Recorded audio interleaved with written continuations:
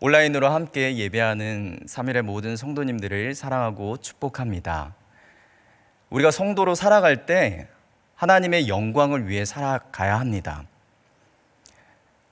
그때마다 성령님께서는 우리의 믿음을 지켜주시고 타협할 수 없는 죄의 유혹에서 우리를 거절시켜 주시고 또한 말씀으로 순종하며 살 수 있도록 주님께서 우리를 붙들고 계십니다.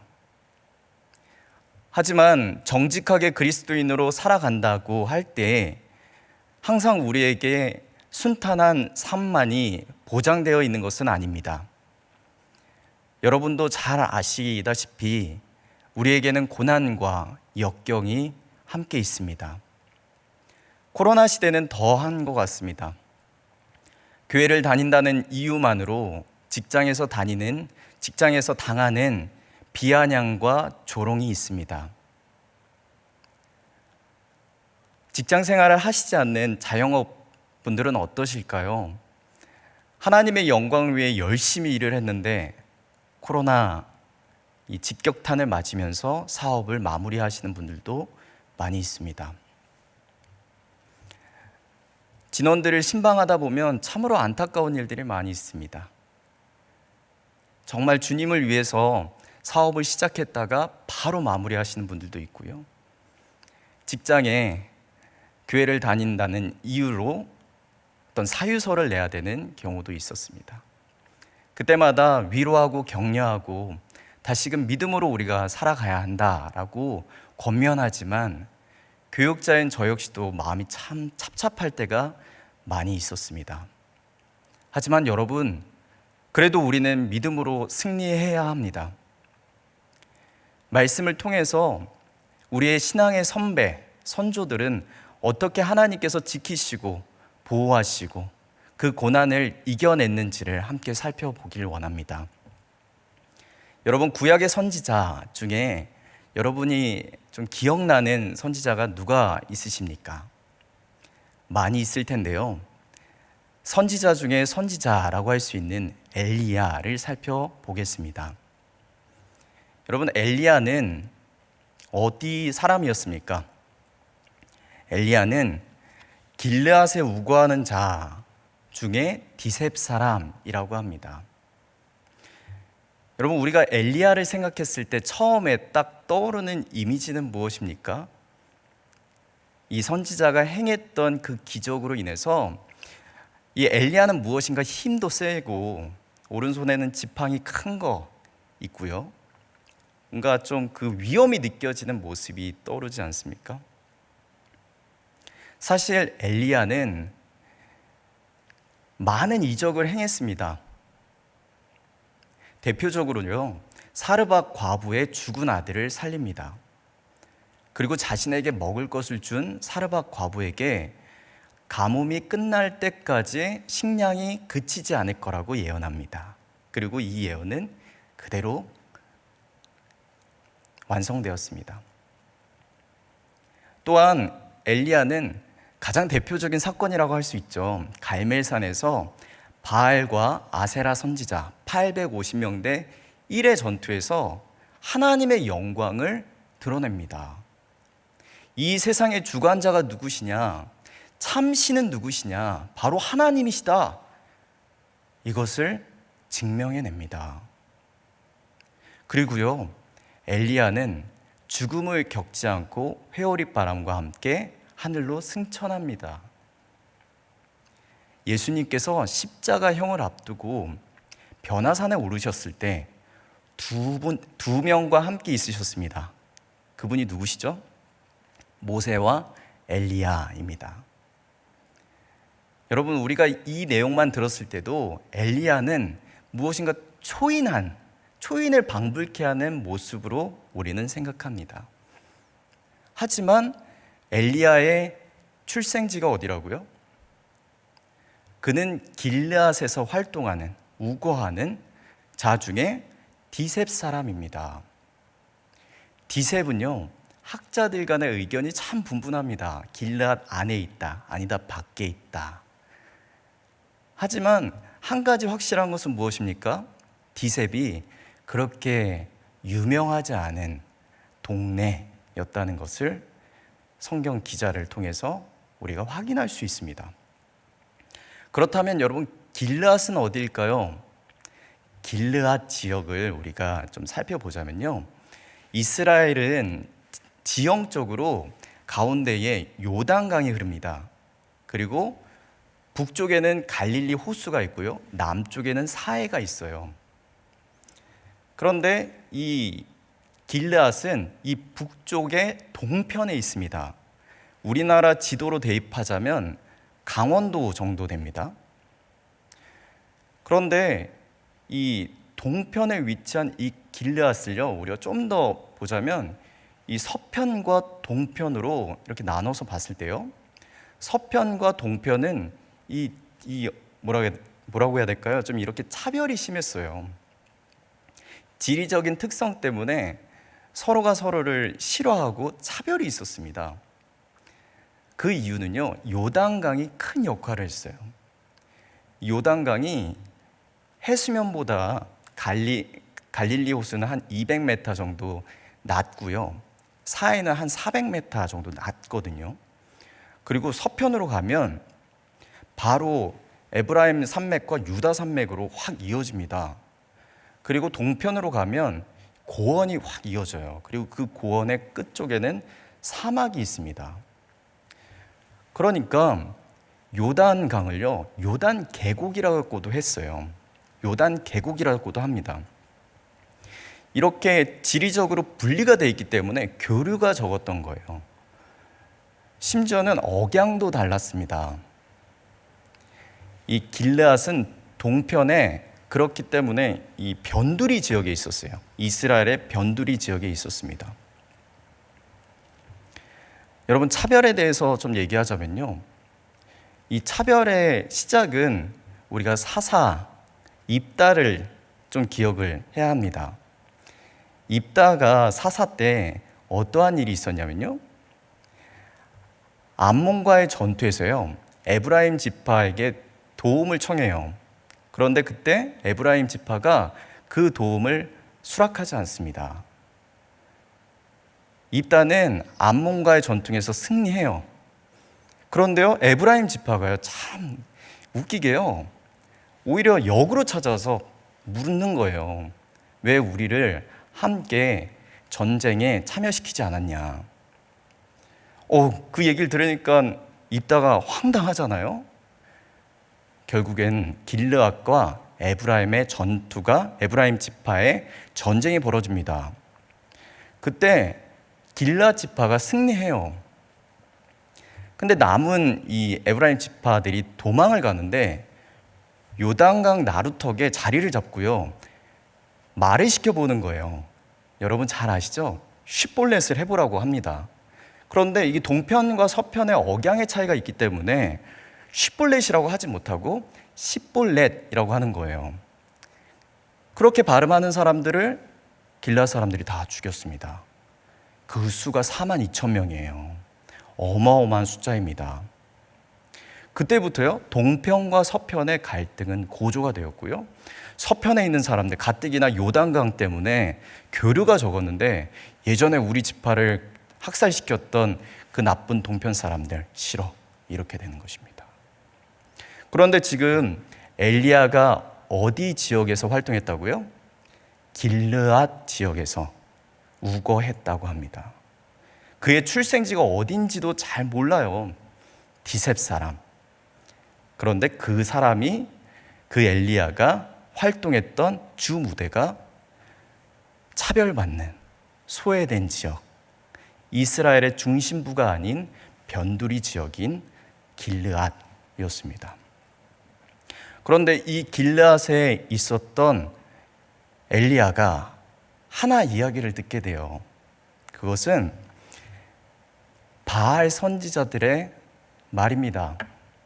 그 말이 무엇이냐면, 여러분, 이스라엘은요, 딱 비가 5개월 옵니다.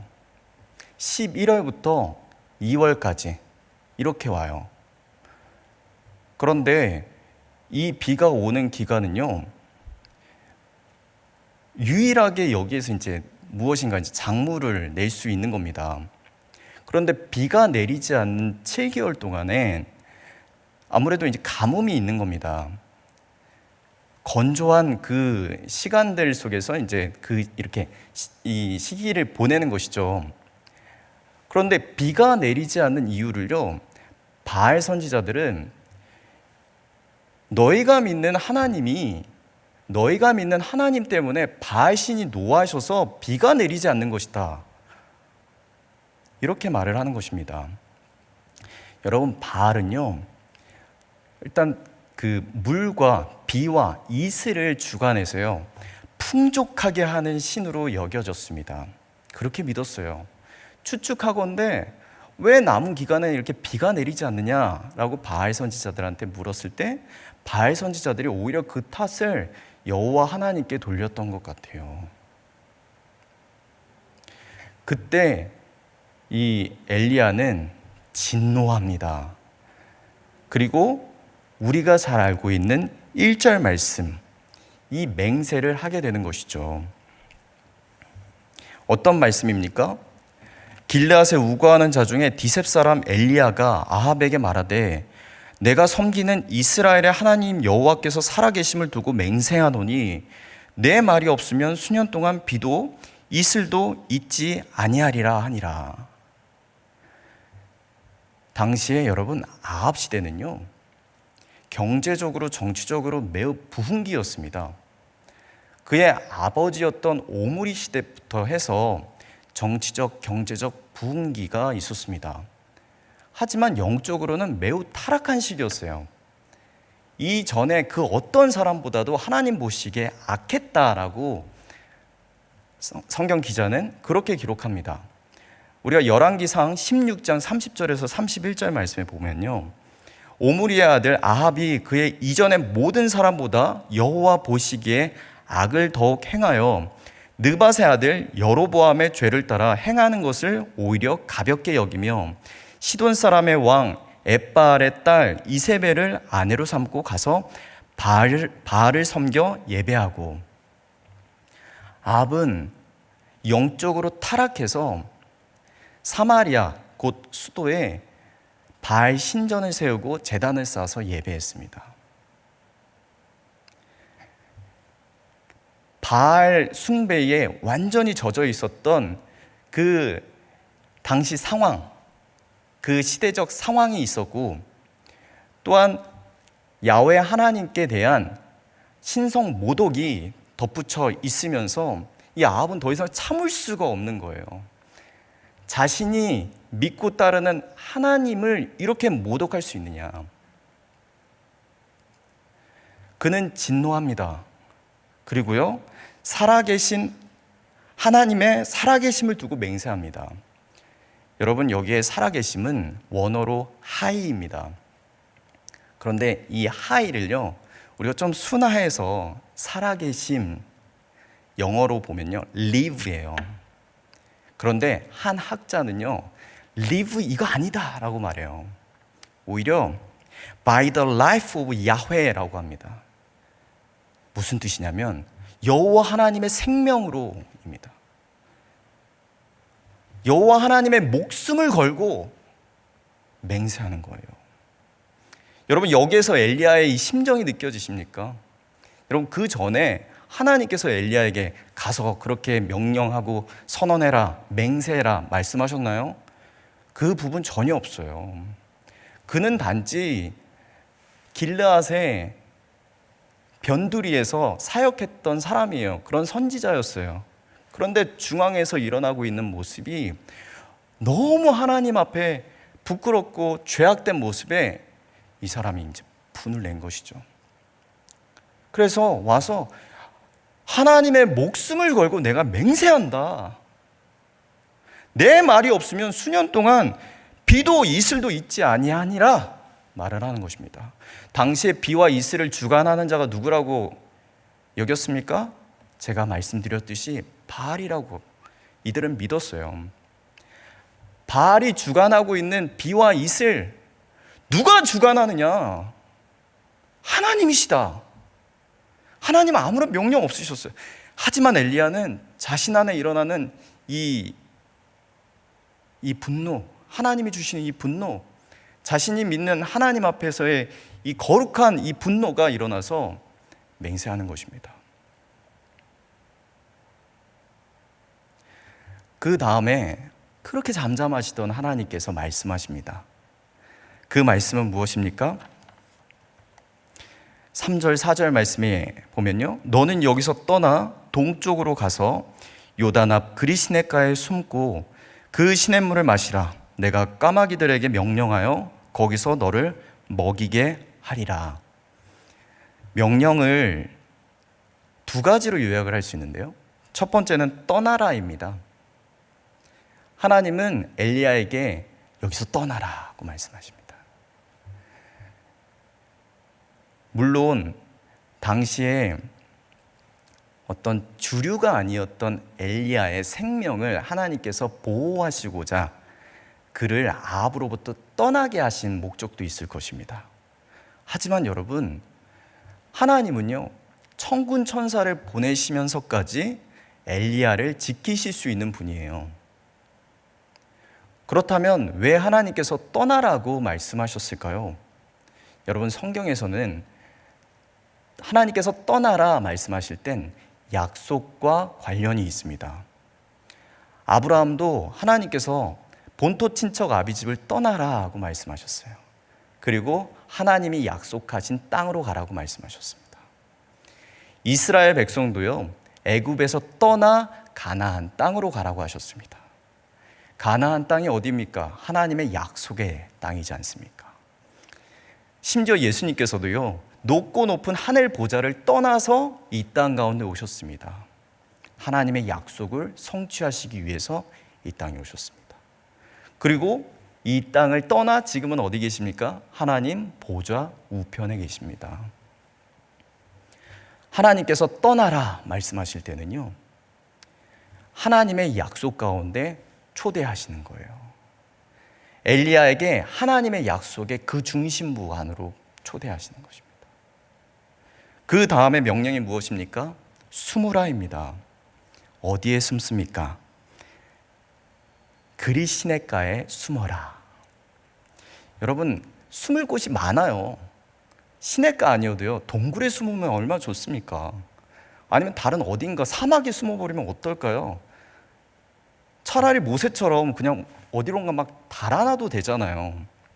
하지만 하나님께서는요, 그리시네가에 숨으라고 하십니다. 여러분, 좀 무엇을 추측할 수 있습니까? 엘리야의 이 맹세를 하나님께서 이루셔서 이 땅 가운데 가뭄을 주시겠다라는 것을 예측하게 합니다. 가뭄이 시작되기 때문에 물이 필요하잖아요. 근데 그 물을 공급받을 수 있는 곳이 시내이지 않습니까? 성경에서 물은 생명으로 많이 비유가 되었습니다. 생명을 주관하시는 하나님이 엘리야의 생명조차 지키신다라는 것을 볼 수 있는 것이죠. 그리고 그 그리시네가에 숨었을 때 어떻게 됐습니까? 진짜 엘리야의 맹세처럼 가뭄이 시작되었습니다. 엘리야의 생명을 지키시는 하나님, 하나님의 이름으로 맹세하였던, 하나님의 생명으로 맹세하였던, 하나님의 목숨을 걸고 세상 가운데 잘 살고 있는 이 땅 가운데 하나님의 외침을 내뱉었던 그 엘리야에게 하나님은 너의 생명을 내가 지키겠다 반대로 말씀하시는 겁니다. 그리고 하나님께서는요, 덧붙여서요, 구체적으로 말씀하십니다. 내가 까마귀들에게 명령하여 거기서 너를 먹이게 하리라. 하나님이 이제 물만 마시게 하는 게 아니라 어떻게 하시겠다는 겁니까?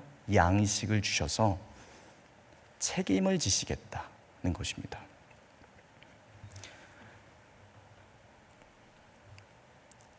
여러분, 요즘에 청년들을 보면요, 그리시네가를 살아가고 있는 청년들을 참 많이 보게 됩니다.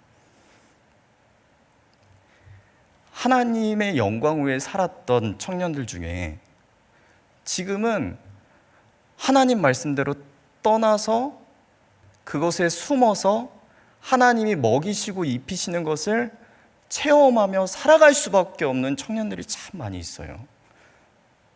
그런데요, 참 감사한 게요, 그때마다 까마귀를 통해서 진짜 먹을 것을 주시고 시냇가에 물을 마시게 하는 게 참 놀랍습니다. 저희 진원 중에 한 청년에게 전화 신방을 했는데요, 참 기쁜 소식을 들었어요.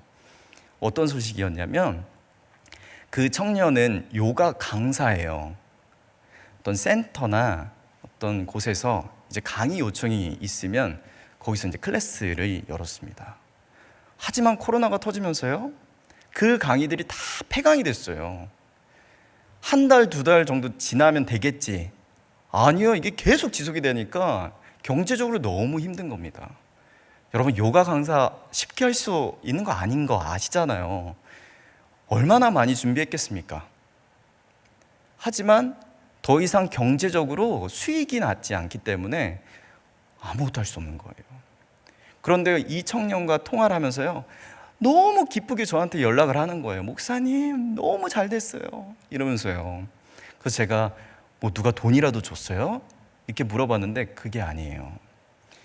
이분이 이제 요가 강사를 하다가 이 일을 이제 내려놓고 탈모 병원에 취직을 한 거예요.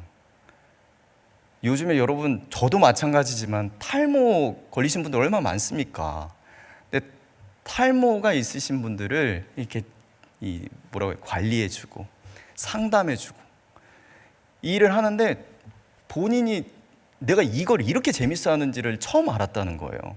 그 전에는 요가 강사만 이제 자기의 일이라고 생각을 했는데 오히려 이제 사람들에게 상담을 해주고 두피 마사지를 해주고 좋은 샴푸를 소개해주고 그러면서 이제 이 사람이 잘 이제 이 머리가 나는 것을 보면서도 또 기쁨이 있고, 제가요 나중에 제가 꼭 한번 가기로 했어요. 왜냐면 저도 좀 없거든요. 그래서 저한테 많은 것을 좀 소개를 해달라 얘기를 했습니다. 저는 이 얘기를 들으면서요, 하나님께서 우리 성도들을 그냥 두시지 않는구나. 또 한 청년은요, 3년 동안 열심히 일을 했고요, 사업을 했고, 교회 근처에다가 이 사무실을 하나 얻어서 사업을 좀 확장한 청년이 있어요. 이 청년이 하는 일은 여름에 행사 때 어떤 행사 용품을 대여해 주는 그런 일을 했습니다. 야심차게 이제 이 사업을 이제 분리를 해서 교회 근처에다가 시작을 했는데, 제가 가가지고 이제 감사 예배를 드렸거든요. 감사 예배를 드리고 난 다음에 하나님의 선교를 위해, 하나님의 일을 위해 쓰임 받는 이 사업이 되게 해주십시오. 이렇게 기도했는데 한 달도 채 안 돼서 코로나가 바로 온 거예요. 최근에 이 청년이 이 사업을 이제 정리하기로 했습니다. 더 이상의 이 손해가 감수하기가 어렵기 때문에, 여름 뭐 그냥 지나갔잖아요. 근데 이제 겨울도 이 장담할 수 없으니까 그냥 지나갔습니다. 지나갈 거라 생각을 하는 것입니다. 그래서 이제 사업을 정리를 하는데, 이 청년이 리더로 섬겨요. 저희 지는 이제 교적을 다 쓰게 하거든요. 리더가 이 조언들을 확인해서 교적을 작성하게 하는데, 본인 기도 제목을 엄청 길게 쓴 거예요. 제가 이렇게 읽어봤죠. 그 중에 한 대목이 저의 마음을 참 뜨겁게 울렸습니다. 그것이 무엇이냐면, 나의 시선이 좌우를 살피며 나의 힘으로 할 수 있는 것을 찾기에 앞서 하나님을 보는 신앙을 주시고 내 힘을 빼고 하나님이 하시는 일을 보길 원합니다. 사업을 정리함에도 기도하며 지혜를 구합니다. 여러분, 지금 우리는 그리시네가를 살아가고 있는 것인지 모르겠습니다. 한국 교회도 그렇고요, 우리 성도님들도 그렇습니다. 하지만 이때에도 우리가 하나님께서 먹이시고 입히신다라는 것을 기억해야 합니다. 신약에 가서요, 신약의 한 인물 중에 그리시네가를 경험한 사람이 있더라고요. 그 사람은 바로 베드로입니다. 여러분, 베드로는 누구입니까? 우리가 잘 알고 있죠. 예수님의 수제자입니다. 3년 동안 예수님을 열심히 따랐어요. 하지만 예수님 죽음 앞에서 베드로는 예수님을 3번이나 부인하게 됩니다. 그 전에 예수님께서 베드로에게 네가 나를 닭이 2번 울기 전에 3번 나를 부인하리라 말씀하셨을 땐 베드로는 호언장담했어요. 예수님, 저는 그럴 리가 없습니다. 하지만 베드로는 처참하게 패배하고 맙니다. 자신의 그 약속을 저버리고 맙니다. 예수님을 3번이나 부인하고 그는 실패자로서 다시 물고기를 잡는 어부의 인생으로 돌아갑니다. 그가 디베랴 호숫가에 있었습니다. 그런데 예수님께서 그를 찾아오셨습니다.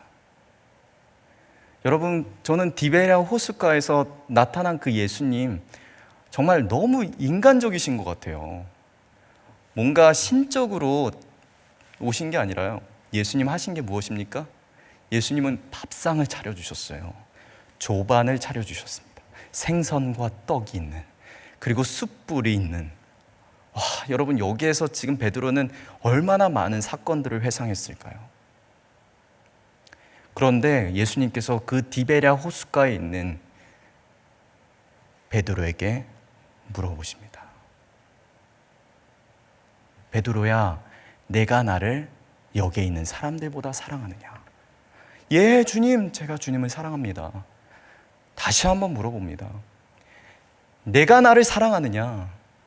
예, 주님, 사랑합니다. 3번째 물어보세요. 내가 나를 사랑하느냐? 그때 어떻게 했습니까? 베드로는 근심하였습니다. 그리고 다시금 마음을 생각해서 예, 주님, 내가 주님을 사랑하는 것을 주님이 아십니다. 여러분, 베드로에게 이 디베랴 호숫가, 이 시간이 없었다면 초대교회를 세우는 데 있어서 중추적인 역할을 할 수 있었을까요? 그럴 수 없었을 것입니다. 베드로에게 이 디베랴 호숫가에 사건이 있었기 때문에, 그곳에서 하나님 아들이신 예수 그리스도를, 부활하신 예수 그리스도를 독대했기 때문에 실패자 인생에서 하나님의 영광을 드러내는, 하나님의 명예를 나타내는 거룩한 사도로 살아갈 수 있었습니다. 엘리야 역시 마찬가지입니다. 엘리야, 볼품없는 출생지, 그가 사역했던 곳은 변두리였습니다. 하지만 어떻게 우리가 알고 있는 하나님의 영광을 드러내는 엘리야가 탄생할 수 있었습니까? 어떻게 하나님 한 분만을 의지하며 그가 엘리야가 될 수 있었습니까? 바로 그리시네가에 시간이 있었기 때문입니다.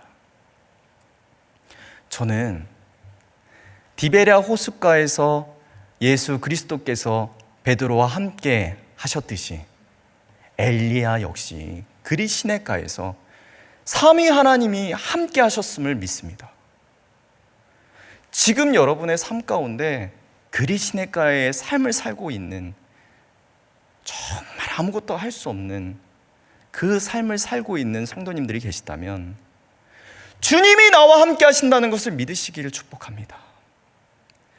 영원히 우리와 함께 하시는 하나님이 아들 예수 그리스도로 이 땅 가운데 오셔서 자신의 사랑을 확증하셨듯이 고통과 눈물과 세상의 조롱과 비아냥과 굳이 당하지 않아도 될 만한 고통을 단지 성도라는 이유로 당하고 있는 여러분들이 계시다면 저는 오히려 자긍심을 가지시길 축복합니다. 오히려 자부심을 가지시길 바라요. 하나님을 위해서 고통받는 것은 영광입니다. 이때 더 하나님을 만날 수 있기 때문입니다. 까마귀를 통해서 먹이시는 하나님을 만나실 수 있기 때문입니다. 여러분, 엘리야는 그리시네가에서 무엇을 배웠을까요? 마지막으로 우리가 엘리야의 시간을 한번 봅시다. 엘리야, 아침에 눈을 떴습니다. 물이 있네요. 물을 마셔요. 배가 고파요. 하나님이 약속하신 대로 까마귀가 날라옵니다. 그리고 고기를 툭 떨어뜨려줘요. 그리고 떡을 툭 떨어뜨려줘요. 밤이 되었습니다. 그걸로 하루 종일 먹었어요. 밤이 되었어. 또 물을 마셔요. 배가 고파요. 하늘에서 까마귀가 또 날라옵니다. 그리고 고기를 떡을 툭 떨어줍니다. 여러분, 까마귀가 다 조리된 고기를 던져줬을까요? 아니에요. 날고기예요. 그거 어떻게든 해 먹어야 돼요. 그 시냇가에서 아무것도 없는 데서 어떻게든 불을 지피고요, 무엇인가 해야 돼요.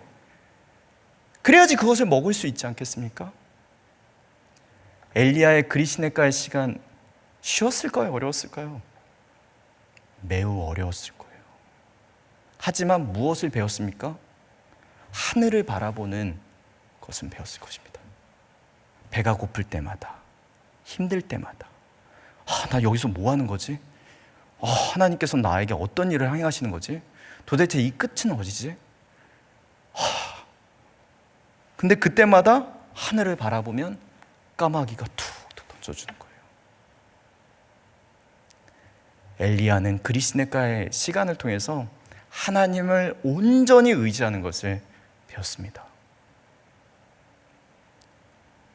사랑하는 3일의 모든 성도님들, 여러분의 이 시간 속에서 하늘을 바라보며 하나님이 주시는 그 은혜를 사모하는 여러분 되시길 축복합니다. 이때일수록 우리는 더 하나님께 우리의 시선을 고정해야 합니다.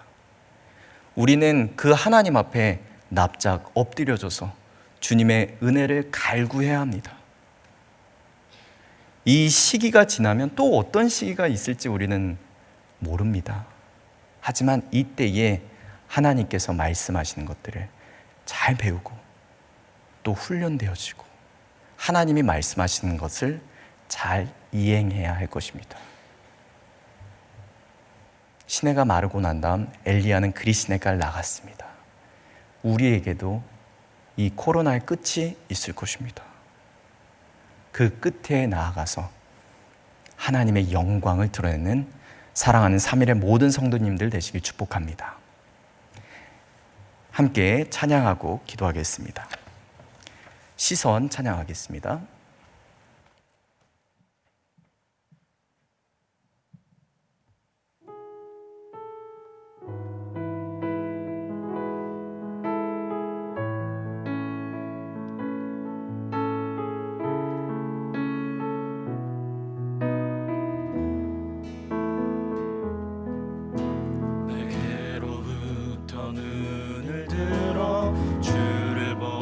시작할 때 주의 일을 보겠네. 내 작은 마음 돌이키자 하늘에 꿈꾸게 하네. 주님을 볼 때 모든 시선을 주님께 드리고 살아계신 하나님을 느낄 때 내 삶은 주의 역사가 되고 하나님이 일하기 시작하네.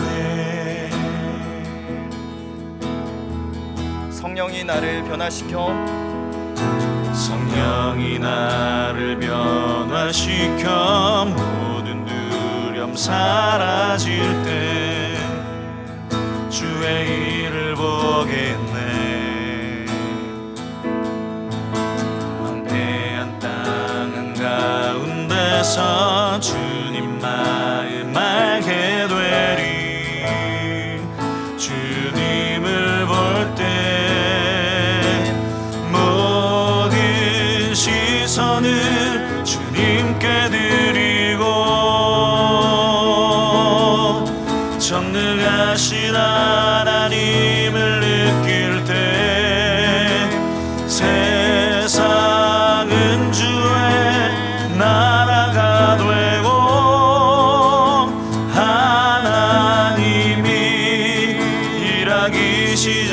시작하네. 모든 시선을 주님께 드리고 살아계신 하나님을 느낄 때 내 삶은 주의 역사가 되고 하나님이 일하기 시작하네. 모든 시선을 주님께 드리고 전능하신 하나님을 느낄 때 전능하신 하나님을 느낄 때 세상은 주의 나라가 되고 하나님이 일하기 시작하네.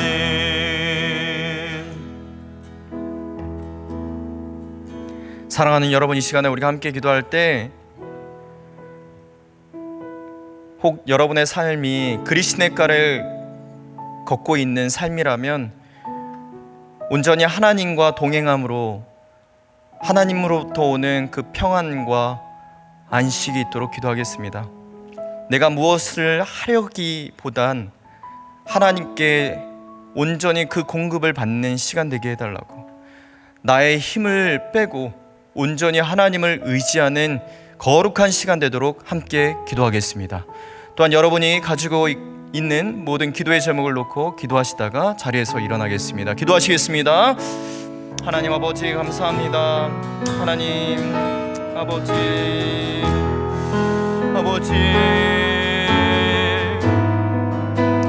하나님, 우리의 삶이 하나님 엘리야의 그리스도의가의